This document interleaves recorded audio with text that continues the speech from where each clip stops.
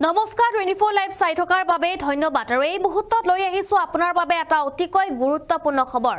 প্ৰকাশ পালে ভোটাৰ তালিকা পঞ্চায়ত নিৰ্বাচন যেটো অনুষ্ঠিত হ'ব বহাগ মাহতে আৰু প্ৰকাশ পাইছে ভোটাৰ তালিকা আৰু এই ভোটাৰ তালিকাত আপোনাৰ নাম আছে নে নাই আপুনি হিয়া কেনেকৈ চাব বা কেনেকৈ জানিব সবিস্তাৰ জনাম আমি এই খবৰ প্ৰকাশ পালে ভোটাৰ তালিকা প্ৰকাশ পাইছে বহাগ বিহুৰ মাজতে হব পঞ্চায়ত নিৰ্বাচন মুখ্যমন্ত্ৰীয়ে ডাঙৰ ঘোষণা কৰিছিল যে বহাগ বিহুৰ মাজতে পঞ্চায়ত নিৰ্বাচন অনুষ্ঠিত হ'ব আৰু তাৰ বাবে প্ৰকাশ পালে 2024-25 পঞ্চায়ত ভোটাৰ তালিকাৰ চূড়ান্ত তালিকা এই তালিকাত আজি এই পৰীক্ষা কৰক আপোনাৰ নাম আছে নে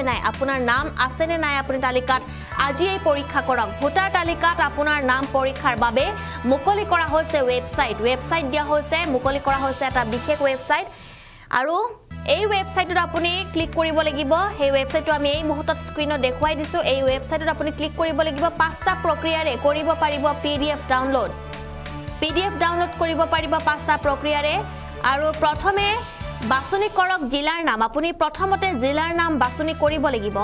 আৰু হেয়া আপুনি বাছনি জিলা বাছনি কৰাৰ পিছতে জিলা পৰিষদ সমষ্টিৰ নাম বাছনি কৰিব লাগিব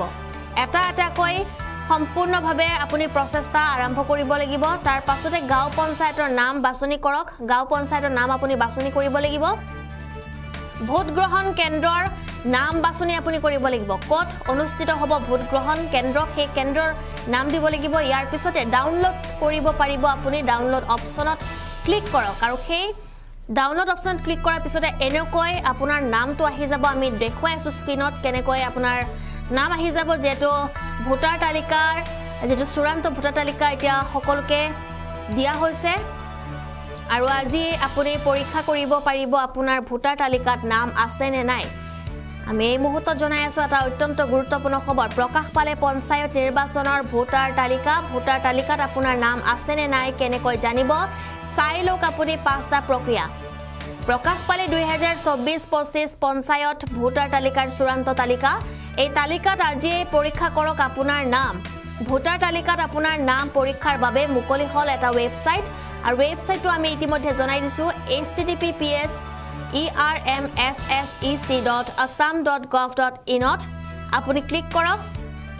পাঁচটা প্ৰক্ৰিয়াৰে আপুনি কৰিব পাৰিব পিডিএফ আপুনি ডাউনলোড কৰিব পাৰিব প্ৰথমতে বাছনি কৰক জিলাৰ নাম আৰু জিলাৰ নাম বাছনি কৰাৰ পিছতে জিলা পৰিষদ সমষ্টিৰ নাম আপুনি বাছনি কৰক গাঁও পঞ্চায়তৰ নাম বাছনি কৰক ভোট গ্ৰহণ কেন্দ্ৰৰ নাম বাছনি কৰক ইয়াৰ পিছতে ডাউনলোড কৰক আপুনি আৰু ডাউনলোড অপচনত আপুনি ক্লিক কৰক ইপিক নম্বৰৰ জৰিয়তেও কৰিব পাৰিব সন্ধান আৰু এই প্ৰচেষ্টা যদি আপুনি পাৰা নাই তেন্তে ইপিক নম্বৰৰ জৰিয়তেও আপুনি সন্ধান কৰিব পাৰিব ইয়াৰ বাবে প্ৰথমতে জিলাৰ নাম বাছনি কৰক আপুনি তাৰ পিছত আপোনাৰ সন্নিবিষ্ট ইপিক নম্বৰ দিয়ক আৰু তাৰ পিছত আপুনি সন্ধান অপচনত ক্লিক কৰক আৰু সন্ধান অপচনত ক্লিক কৰাৰ পিছতে আপুনি ডাউনলোড কৰিব পাৰিব আপোনাৰ ভোটাৰ তালিকাৰ নাম প্ৰকাশ পাইছে 2024-25 পঞ্চায়ত ভোটাৰ তালিকাৰ চূড়ান্ত তালিকা বহাগ বিহুৰ মাজতে হ'ব পঞ্চায়ত নিৰ্বাচন যেটো মুখ্যমন্ত্ৰী ডক্টৰ হিমন্ত বিশ্ব শৰ্মাই উল্লেখ কৰিছিল যে বহাগ বিহুৰ মাজতে চলি থাকিব পঞ্চায়ত নিৰ্বাচন আৰু পঞ্চায়ত নিৰ্বাচন কেতিয়া অনুষ্ঠিত হ'ব বুলি যেটো সকলোৱে প্ৰশ্ন কৰিছিল আৰু সেই প্ৰশ্নৰ উত্তৰত দিছিলে মুখ্যমন্ত্ৰীয়ে যে পৰীক্ষা যেটো শেষ হোৱাৰ পিছতে হায়াৰ সেকেন্ডাৰী আৰু মেট্ৰিক পৰীক্ষা শেষ হোৱাৰ পিছতে এপ্ৰিল মাহত হয়তো হ'ব পাৰে পঞ্চায়ত নিৰ্বাচন বহাগ বিহুৰ মাজতে চলি থাকিব পঞ্চায়ত নিৰ্বাচন